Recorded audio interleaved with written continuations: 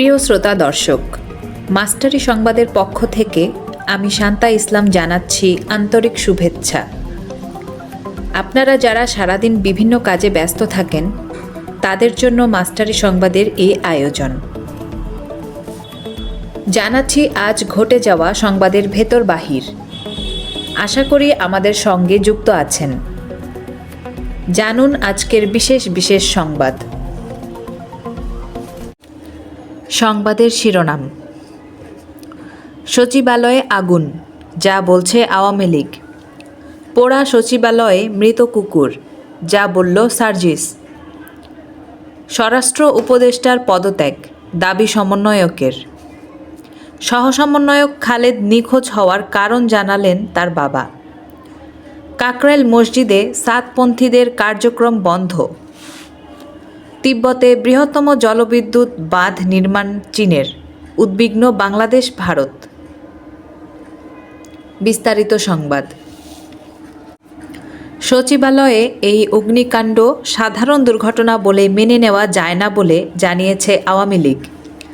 অগ্নিকাণ্ডের পর আওয়ামী লীগ তাদের ভেরিফাইড ফেসবুক পেজে এক স্ট্যাটাসে এমন মন্তব্য করেছে দলটি। আওয়ামী লীগ বলছে, দেশের প্রশাসনিক হৃৎপিণ্ড সচিবালয়।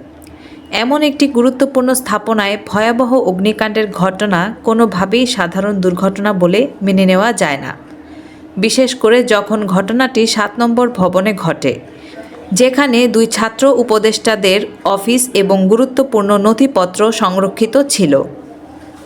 6 ঘণ্টা ধরে 8টি মন্ত্রণালয়ের অংশ পুড়ে ছাই হয়ে গেলেও দায়িত্বপ্রাপ্ত উপদেষ্টারা সেখানে আসেননি বলে অভিযোগ করে আওয়ামী লীগ। সচিবালয়ে অগ্নিকাণ্ড একটি ষড়যন্ত্র বলে মন্তব্য করেছেন বৈষম্য বিরোধী ছাত্র আন্দোলনের সমন্বয়ক ও জাতীয় নাগরিক কমিটির মুখ্য সংগঠক সার্জিস আলম। তিনি বলেন, সচিবালয়ের মধ্যে মৃত কুকুরই বলে দেয় এটি একটি ষড়যন্ত্র। বৃহস্পতিবার বিকেলে ঠাকুরগাঁও প্রেস ক্লাব হলরুমে জাতীয় নাগরিক কমিটির ঠাকুরগাঁও রাইজিং অনুষ্ঠানে সাংবাদিকদের এসব কথা বলেন তিনি। স্বরাষ্ট্র উপদেষ্টা লেফটেন্যান্ট জেনারেল অবসরপ্রাপ্ত মোহাম্মদ জাহাঙ্গীর আলম চৌধুরীর পদত্যাগ দাবি করেছেন বৈষম্য বিরোধী ছাত্র আন্দোলনের অন্যতম সমন্বয়ক মোহাম্মদ তরিকুল ইসলাম। সচিবালয়ের নিরাপত্তা নিশ্চিত করতে ব্যর্থতার কারণে এ দাবি করেন তিনি।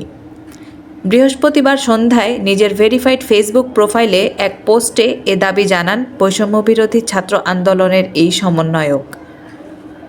ঢাকা বিশ্ববিদ্যালয়ের আরবি বিভাগের শিক্ষার্থী ও বৈষম্য বিরোধী ছাত্র আন্দোলনের সহ সমন্বয়ক খালেদ হাসানের নিখোঁজ থাকা 4 দিনের কোনো কিছুই পুরোপুরি মনে নেই বলে দাবি করেছেন তিনি। বৃহস্পতিবার বিকেল 5টায় ঢাকা বিশ্ববিদ্যালয়ের সাংবাদিক সমিতি কার্যালয়ে আয়োজিত এক সংবাদ সম্মেলনে এই দাবি করেন তিনি। এ সময় তার সাথে তার বাবা লুৎফর রহমান উপস্থিত ছিলেন। লুৎফর রহমান সংবাদ সম্মেলনে বলেন, খালেদের ওপর জিনের আসর থাকতে পারে। এর আগেও 2-1 বার খালেদ এরকম নিখোঁজ হয়ে গিয়েছিল।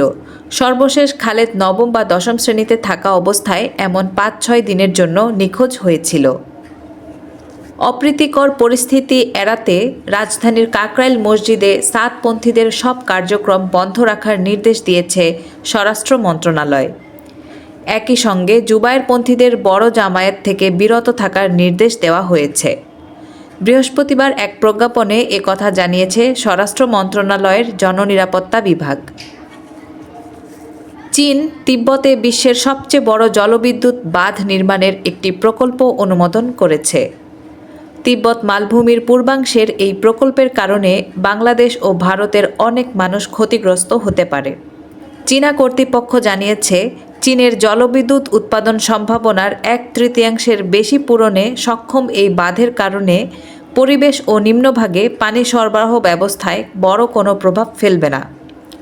অন্যদিকে বাংলাদেশ ও ভারত অবশ্য তা সত্ত্বেও বাঁধটি নিয়ে নিজেদের উদ্বেগের কথা জানিয়েছে।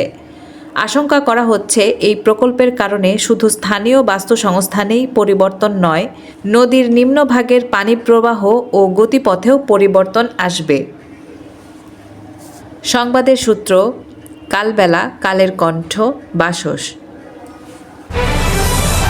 প্রিয় শ্রোতা দর্শক, মাস্টারি সংবাদের সঙ্গে থাকার জন্য ধন্যবাদ। যারা এখনও চ্যানেলটিকে সাবস্ক্রাইব করেননি তাদেরকে সাবস্ক্রাইব করে সঙ্গে থাকার আমন্ত্রণ।